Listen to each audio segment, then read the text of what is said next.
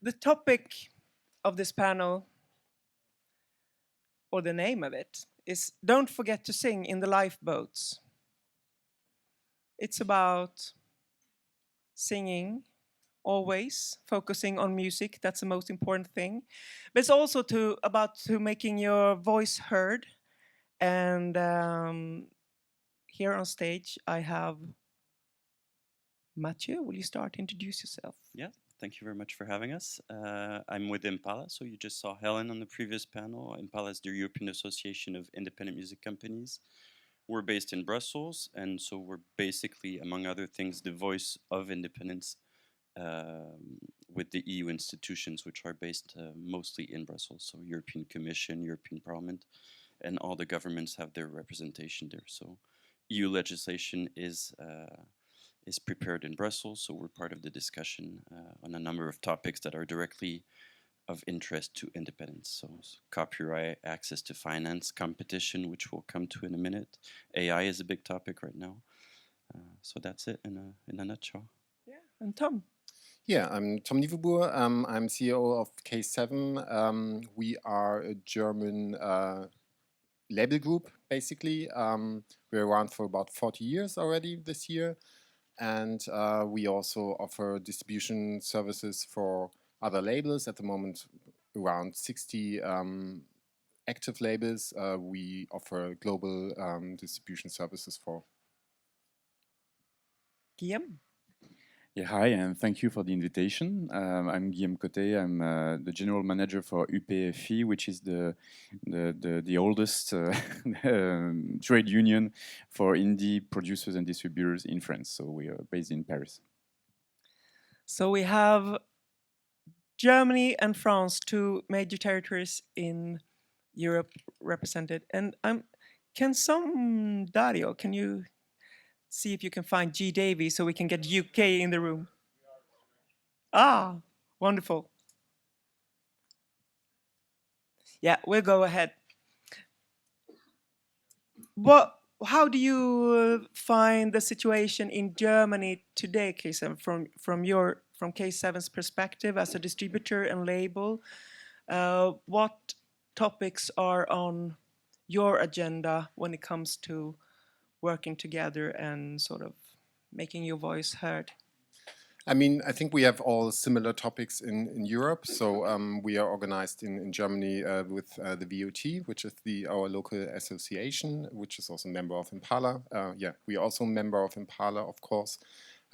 We have currently, and that's probably also part of this panel or topic of this panel, is market consolidation, monopolism, AI. So these are important topics for us locally in Germany, and yeah, when we funnel that through our associations on a European level. And warm welcome to G. Davy from AIM, a big hand for the whole panel. I'm so sorry I was late, but I have a really good excuse. I've just been talking to some officials from the UK government. So you're excused. Yeah, thank you very much. What did they say? Well, we were talking about the discussion that's going on in the UK right now about how to make sure that artists are fairly remunerated for their work, and to look at things like where there are legacy deals in place, how we might want to make sure that they are fair and modern, which is very well aligned with the work that we all do within IMPALA and within our own trade associations, and very well aligned with the global independent values from our worldwide independent network. So this is obviously a very important topic of discussion to make sure that artists and labels are working with best practice. So yeah, I just had to very quickly jump on this call ahead of a big government meeting in a couple of weeks' time. So thank you for your patience. Yeah. And Guilhem, in France, what do you do when you come to the office to check that everything is in order in the independent sector? Well, in France, we just like any other country, basically we try to improve the odds in favor of the indie community by slowing down major consolidation, and in the opposite direction, increase the structuration of the indie labels.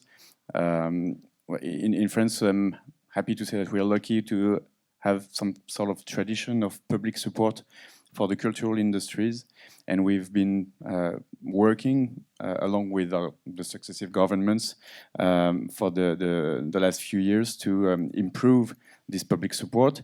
Of course, it doesn't come, by itself. It's supposed to be an incentive for the investment of private companies. So you need both private money and public money to make sure that you have an industry that answers to all the opportunities that come along. And we feel like there is a new terrain for opportunities, especially in the international level, and that maybe wasn't the case before, but the digital aspect improves it all. And so we mostly work on the financing issue because we feel like the indie community has very little, if no influence on the remuneration model of digital platforms. So we feel like we have to change the rules of the market a little bit to improve those odds. And the objective of it, of course, it's in the end to favor musical diversity and investment. But the market is not necessarily with us. So, and it's I know that it's a very traditional French kind of way of doing things. We try to bend the rules of the market a little bit with the support of the government, and that's what we've been doing and still are doing right now. I think we should dwell on this topic a little bit because I know there are representatives from the Swedish Arts Council in the room and Konstnärsnämnden, and could you develop a little bit more how the funding works in France? Maybe I know there's some funding also for labels and companies, and you also have some great systems regarding tax.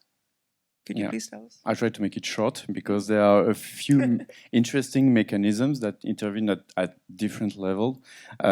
We have, since it's quite recent actually, it was funded in 2020, what is called the National Center for Music. We already had a National Center for the film industry, and now we have this CNM. So it's great. The CNC for movies, it was funded after the war, and it was like almost 70 years later that we started working on having our own for music. So it's now a reality, and this it's supposed to help the local production in having a new impulsion and as I said, answering the opportunities that are now offered to the music industry. So it already had a tax from the live sector, a tax on the ticket when you go to a concert. There's a part of it that funds the CNM in order to bring support to future projects. And now we have the same thing for recorded music. For the last year, we have what we call the streaming tax. UPFI was actually the lead on this issue with the help of the government. It wasn't easy at first, and especially there was a big campaign from the majors and the platforms, of course, because who wants to be taxed, but we made it, and now it's supposed to be like in 2025, it should bring out between 15 and 18 million euros to the CNM that will be injected in new production, in new projects, and in export, like international development, in innovation, in ecological transition, etc. So we have a lot of stuff like that. Then there's another big mechanism that is very, very structuring for most indie labels. And actually UPFI I was not there, so I'm not bragging, but UPFI kind of created it almost 20 years ago. It's a tax credit that helps funding new projects that are only, it's quite specific, still it's interesting, but it's for new talents, so emerging performers. actually it's not only young performers, because there are, it depends on whether you had success with your production. So if you have less than twice 100,000 sales, you're considered as a new artist. So a lot of people actually come into this category. And most of your production, the majority of your production as a label must be in French speaking. So these are the two main criteria, and it's a really interesting mechanism for indie labels and majors, of course, but they don't produce anything anymore, so they're not taking advantage of it as we do. There is also it's of course much smaller, but quite interesting, especially when we talk about the value sharing with performers. It's called a FONPEPS. It's a small mechanism that gives you a subsidy depending on the number of artists you hire. It's not that big. It's like 5 million budget overall for the year, but still it helps encouraging aesthetics that require a lot of performers to preserve these aesthetics, like classical music or jazz, etc. Because when you have the biggest success are in rap and electronic music, and you have very few performers, very few artists, and the last one is more intervenes more at a corporate level. It's called IFSIC. It's some sort of a bank, but only for cultural industries. So not only music, but also the film industry, fashion, etc., and video games. And it helps with these loans. Actually, it reassures the more traditional banks, and it helps you getting some loans and getting started and mostly getting growth for your company. And this is what maybe we'll talk about it some more. This is one of the biggest issues, is how do you become from a small company to a bigger company, and when you already quite a big indie company, an even bigger one. That's what we are trying to focus on, and these mechanisms, of course, they help greatly. Thank you so much. I just think on those great ideas that we just heard. And we're recording the sessions. I might do a reel looping some of the suggestions. Wow. Yeah. Okay. But would you agree that working with, call it lobby work, or trying to spread affect politicians or make them do what you want or whatever, I can't find the English word right now, but do you agree that there's a challenge, and at least in Sweden, we're sort of thrown between, is it culture or is it industry? Like, is it good or is it bad? And the fun thing, and I sort of view the music industry similar to that, because music is like water, and the business is like oil, and they will never really mend. It is like different like driving forces, fundamentally strong elements, but very different. Wow. But we put them in a bottle, add some acid, and sort of shake it around. We have the industry, and we all need to be entrepreneurs and think business. But we also, all of us, do culture in a way, entertainment, culture, copyright-based. How do you do it, Jean? Well, there's clearly a mixture, because, of course, we have so many in the independent music community around the world. We have so many businesses which were started by artists themselves. I can mention a dozen, even the biggest ones quite often started by artists, the biggest ones now. So I think, really these people are an inspiration in that they've managed to find value-driven ways to run music businesses, to show that there is not just one model, that what there should be, in fact, is options and opportunities. I always say that the kind of watchwords for me are around value and choice. So, when I think about the work that we do with governments, really it's everything I think that we do is about fostering value and choice in the market. So when we look at introducing tax breaks or other fiscal help, this is always with this isn't just this is something we want and we're going to go and get it. It's always in response to something that's happening in the market. or a way to foster an expansion of culture and to make sure that it's not becoming just one type of culture, that culture can be diverse and that the next genre, whatever it's going to be, can develop and that people can cross over and experiment and do all those wonderful things that we see in the independent music community. So I think when we're talking to government, and this is, I think, a very important part of the work that trade associations do in speaking on behalf of all of the different people who are in our own local communities or regional communities, when they can't speak for themselves just as one person, that we can do that collective work, bring people's needs, together and represent this with one voice to government. That's important for the people we're representing, but it's also important for government and for government officials to be able to know, one point of entry that they can come to understand a very diverse business and cultural community. But I suppose going back to your point as to where we sit in terms of culture and business, yeah, we are a crossover. We are where culture meets commerce.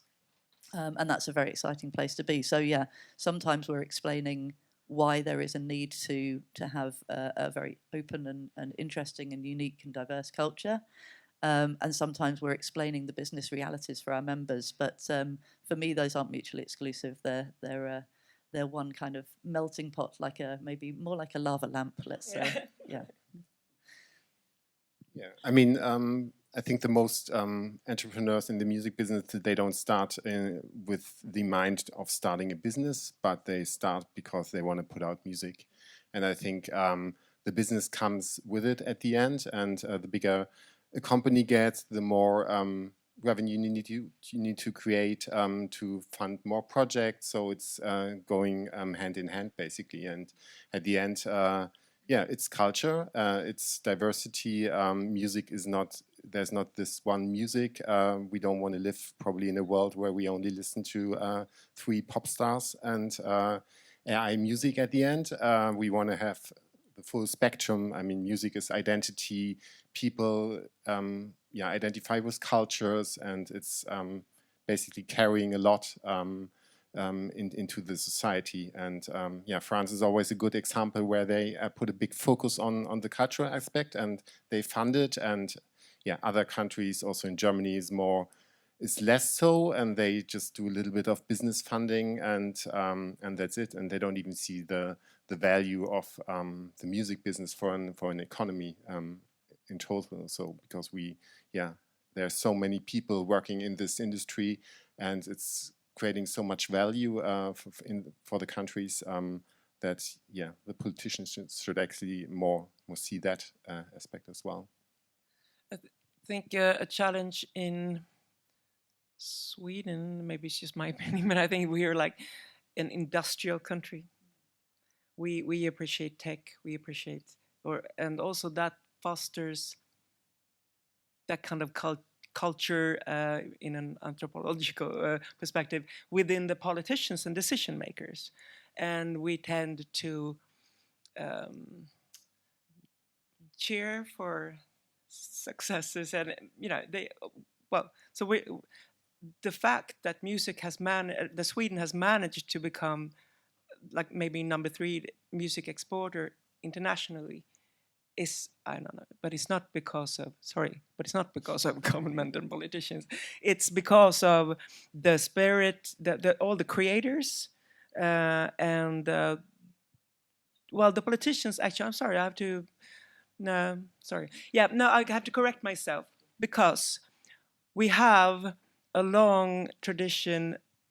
We had decades of ruling in this country that created, for example, Studieförbund, the study organizations for adults. And there was a time, about the same time that SOM was born, where the people ruling the country thought it was important that the people living in the country knew things and could take part in the discussions. And I think that's still important. But that was sort of, at that time, it was manifested by every political party have the studio organization, that you could go there to learn English, French, or get a rehearsal room for your band, get access to a studio, and now they're cutting it down, and I think it's crap. And Matthieu, can you help us in EU? No, but What I should mean, we do? I think all markets are probably different, and you all have different governments that you're interacting with. But it's a constant evolving discussion. You constantly have to meet new people, new governments in place. In the EU, we have a new commission in place, and our role as associations is going to them and painting the picture of, okay, this is the recorded, or more globally, the music sector. We represent the labels. This is what labels do. They are risk takers. You have independents, you have majors. It ties in with what we said about being a very consolidated market. So they need to understand that to then be able to put the right instruments and policies in place. And what Guilhem mentioned about France is very important.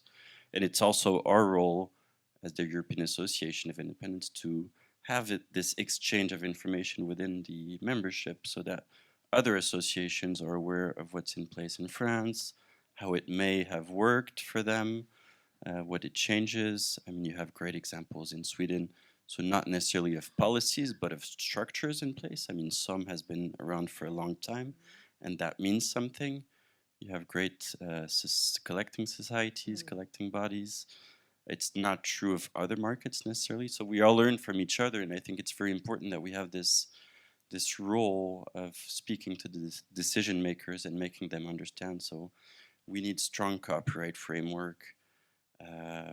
Remuneration works like this, and this is what we think about remuneration. It's very important because if you're not there to be part of the discussion, sometimes decisions are taken which are really going to go in the wrong direction. And we try to work together as a sector. Sometimes we have differing opinions about where things should go, but it's a constant discussion. So you need to remind them of where the sector is, how it's evolving. We're a very digital economy today, which is very different to even 10, 15 years ago.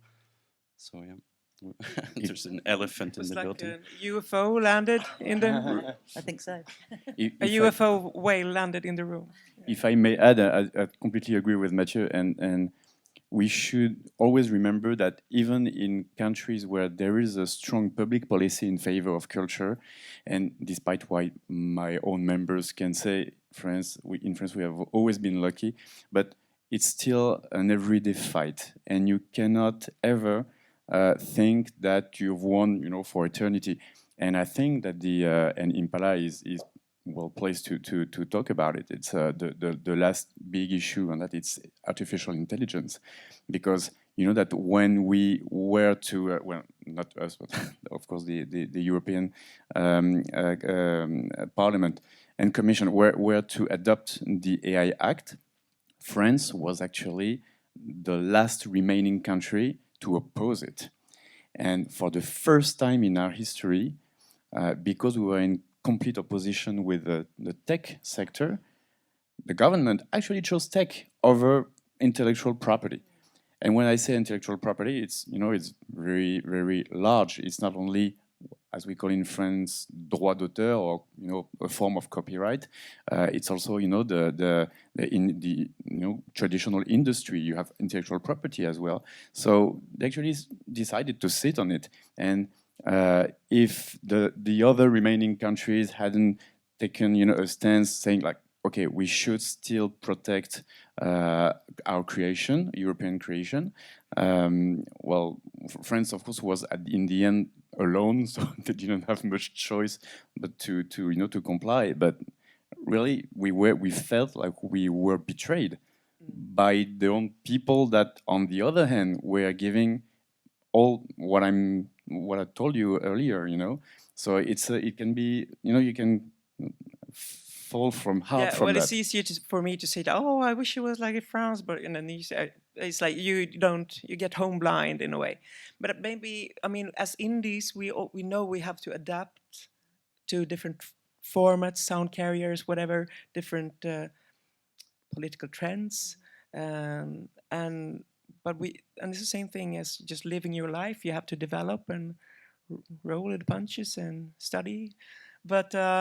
Yeah, G. Well, I was just going to it just made me think of going back to the title of this panel and the meaning behind it. It's really what Guilhem was saying. It's with the need for us to be speaking about what's important to us and explaining that to governments, but also to the public and to musicians and to everyone. The reason we need to do that is because we have some very large issues to deal with to make sure that we can keep an open market, keep choice, keep value, keep cultural diversity going. And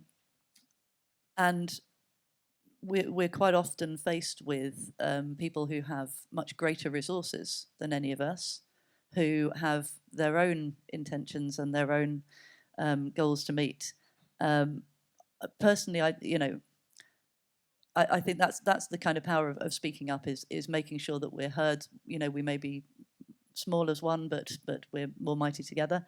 But also recognizing that we're not just looking at culture. We're not just looking at the things that seem very close to us. We quite often have to fight battles or to face challenges in areas that are much bigger than us. I mean, the recent situation that we're all involved with, speaking about AI, is a really good example. The music industry is looking to have this discussion with government in the face of very large, very well-funded tech firms. And there's quite a lot of work to do to explain to governments that there doesn't have to be a fight. We're not on two different sides of a battle. I know from speaking to independent music businesses in the UK that a lot of them are using AI. A lot of them are very excited about how AI can help them with their business, can help with making sure that the right artist gets paid with things like improving metadata or improving tagging of tracks to make sure that they can find the right opportunities in sync. These things will be really useful, and that's certainly an area where my members are looking forward to AI becoming more a part of their lives. And on the creative side as well, if they're, I think about the birth of even electric guitars or synthesizers more recently, how much that's added to creativity as a tool for creativity, as an assistant to creativity. And explaining this to government has been quite a big piece of work, that this is not two warring factions, that this is actually something that the music industry are excited about because of adapting to different things and being nimble and being creative and innovative. That's what independent music is all about. So sometimes it feels like a fight against something much more powerful than ourselves.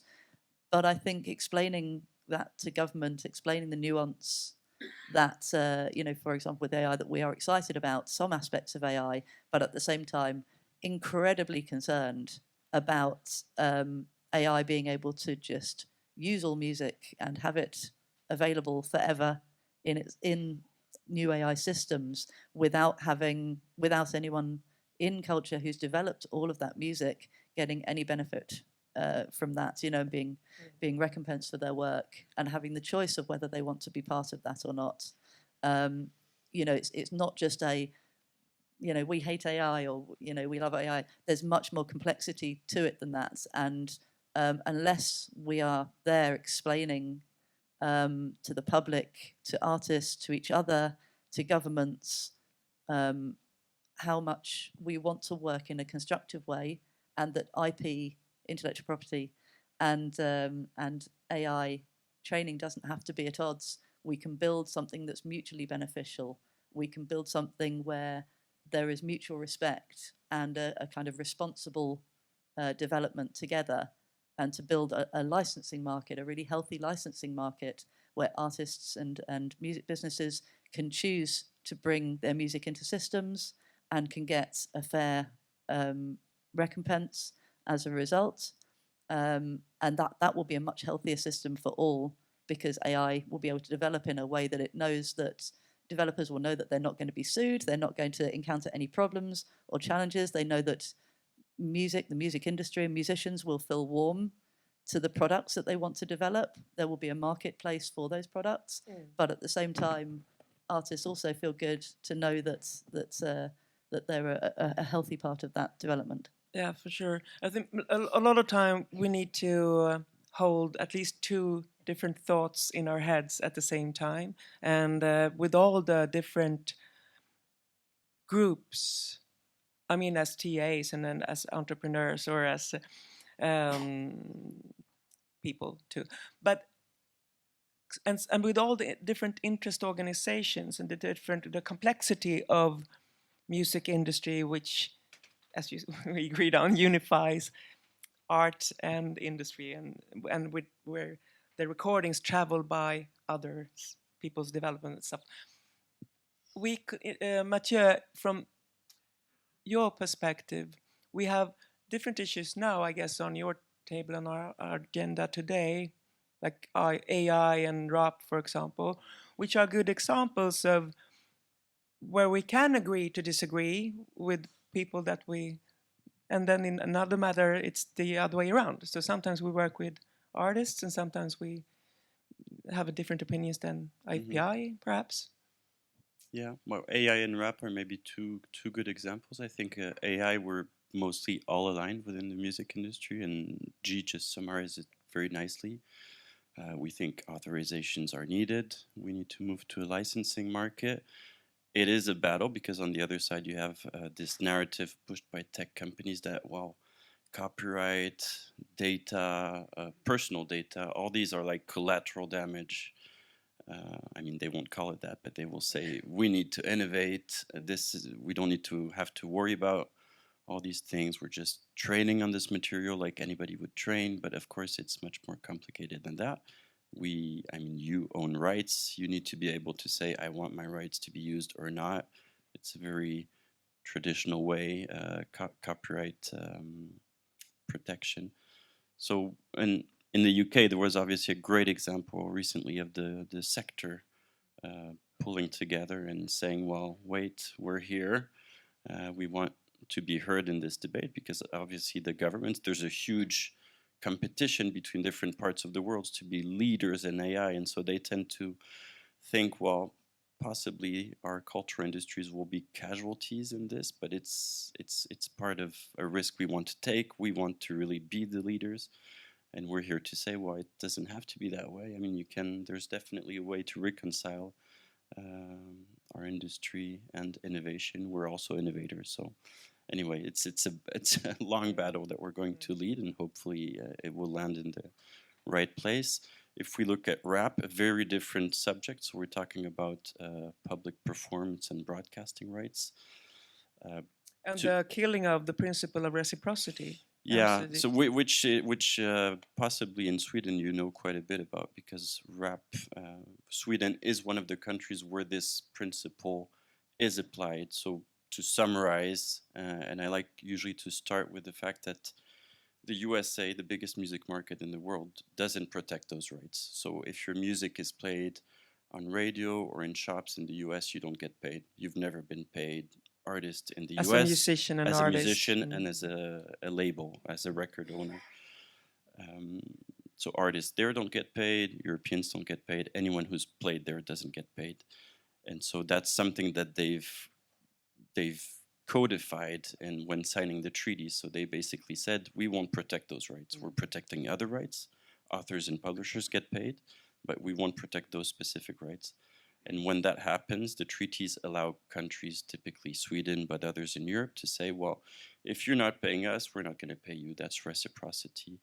And so there's this ruling of 2020 called the RAAP ruling, which the EU Court of Justice looking at EU legislation and the directive which deals with single equitable remuneration. So the payments that happen when your music is played on radio and in shops is actually silent on this question of reciprocity, because it's a long-standing principle. It's coming from the treaty, so they didn't really feel the need to put it in the directive. But the court looks at the directive, says it's silent. So my conclusion is that as EU law currently stands, reciprocity cannot apply. So since the ruling, you've had the Netherlands, then last year Denmark, and this year Sweden announced that they were changing the rules, because also the European Commission, which has a role to intervene here and say, well, I can clarify the law. The court says it's silent on reciprocity. The Commission can come in and say, well, I'll clarify that. But it's been dragging its feet. And to your point about the sector not necessarily being united, we have the majors represented by IFPI who take a very different stance than ours, because obviously majors are global companies with repertoire, strong US repertoire, also strong European repertoire, but on balance they made their calculations and they thought, well, actually we're pretty well off with this ruling if it stays that way. So they've decided to campaign in favor of RAAP, the ruling standing. So they don't want anything to happen. What we want to happen is the Commission to step in and say, well, we're clarifying that reciprocity can apply, but it doesn't mean imposing reciprocity in all countries in Europe. So you have countries who prefer to pay, others prefer not to pay, but it's very important to have this principle because it's the leverage we have on the US in trade relationships. And you can see now with the Trump administration and their aggressive commercial agenda that counts. Yes. If you can tell the others, well, we won't pay you if you don't pay us, it is an incentive for them to introduce those rights, and that's what we're hoping for ultimately, is that those rights will be introduced. And also, if for any of us, including us, who thinks that it would be great if also American parties could have the same protection and it could work.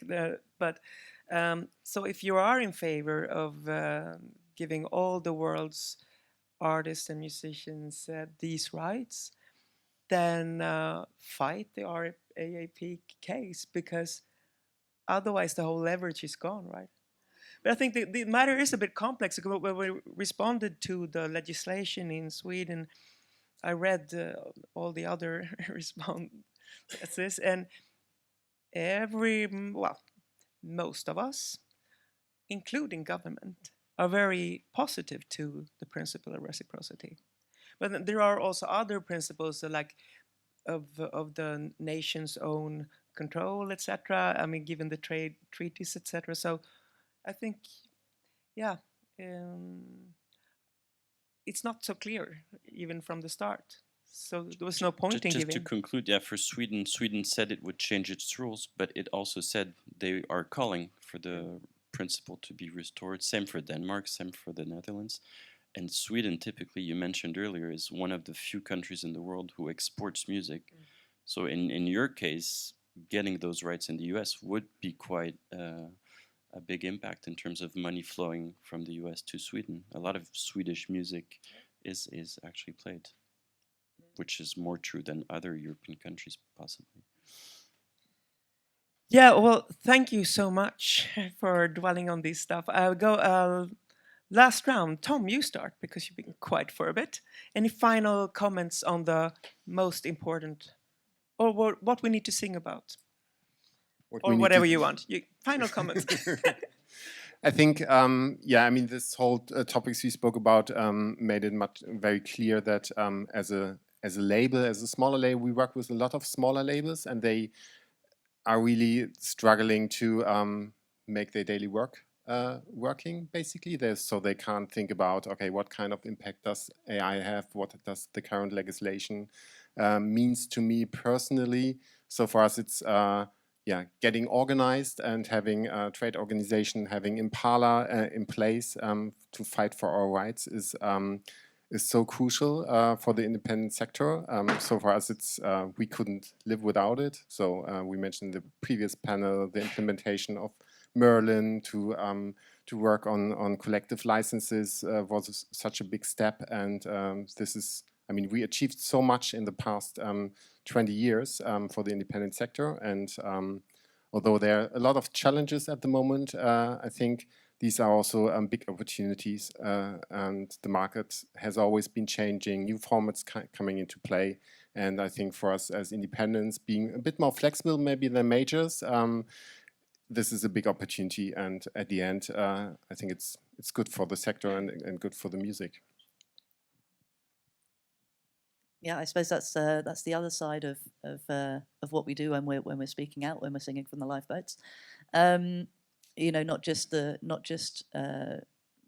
rising up when there are challenges, when we want to make sure that that creativity is protected, the independents are protected. So part of it is that, and the other side is really speaking out about how elements of the market might affect us and where there are opportunities we would like to see. You know, some of the discussions over the years have been about you know, making a better representation of independent music in the charts, for example, which seems maybe quite a small thing, but we all know how influential the charts are in terms of opening the doors for other opportunities.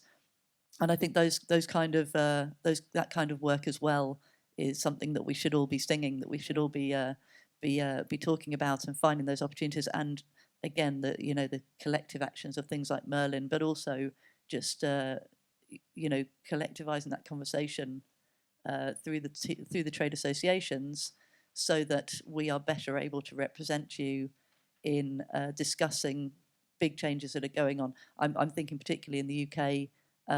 We've seen, you know, well, not just in the UK. We're seeing quite a few changes in the digital market, in the streaming market. Some changes to payment models, which are very concerning, in that they change the way that that people are paid when they're perhaps starting out, when they're not getting the big streaming numbers yet. Maybe they're on the way up. And as trade associations, we're reflecting the concerns that we hear from our own communities, to bring those forward to sometimes to regulators, sometimes to governments, but also directly to the streaming platforms in this case, to explain to them, this is how these changes are affecting our community. We're able to gather information. We're able to really represent quite wide-ranging views and impacts directly with these commercial partners. And we understand, as trade associations, that our members can't do that directly much of the time, because you have direct commercial relationships with people in this way, with the streaming platforms. So, you know, it's not easy for you to have those direct conversations, because maybe it affects your relationship when what you want to be doing is pitching your music. So again, this is another area where the trade associations can really sing on your behalf, is by being one step removed from the direct commercial relationship and bringing those views to people like streaming platforms, to really help them to understand the impacts of some of the changes that they put in place. Guilhem, Matthieu, 1 minute. In complement of what has been said, is really pertinent. I would say that one of the roles of a TA today, in my opinion, is to try to find a means to build the confidence of the labels on a day-to-day basis. There is not something I had in mind like 2 years ago, but recently I saw a few members of mine going through what we call a growth crisis. And it's complicated because, well, they're not going to complain if they have a big success, you know, but I'm thinking about one label in particular. They had a huge success with a group that went to the US, etc. And they didn't know how to go further from that. Do I recruit some more people? Do I change the very nature of my company? Actually, the CEO went into a burnout. So it was complicated, because you know that when you grow, you not only change size, you also change the very nature of your job. You know, you become a manager, and you have to hire people that you don't know, when maybe you founded your own label with some friends, you know, when you were all music fans. And we've seen people like that being somehow afraid, or not knowing how to, and I talked a lot about financing, because that's what we do when talking with the government, etc. But it's not the only thing that we can give you the means, but on a day-to-day basis, you have to have enough confidence to engage in this quite competitive industry, and it's not always easy. And on a larger scale, it's been the previous panel talked about it, about consolidation, and we are talking about it, we're working on it with IMPALA, and I think it's a very important issue.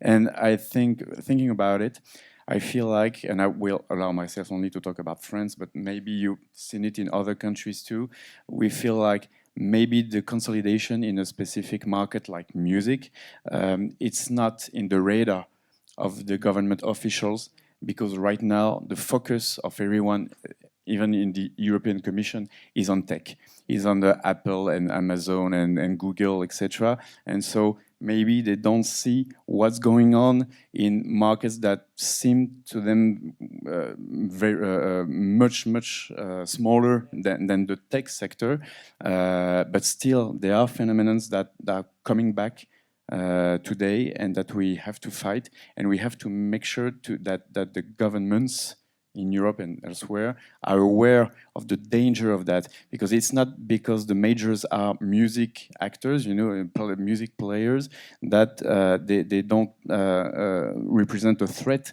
to the diversity of music and the diversity of economic models, and we have to fight that. But I feel like we've spent so much time trying, you know, in Europe with the DSA, the DMA, etc., to and even the copyright directive to make sure that all these international players coming from tech respect the rules of copyright, etc. That we've lost sight of the threats coming from our own market, from our own industry.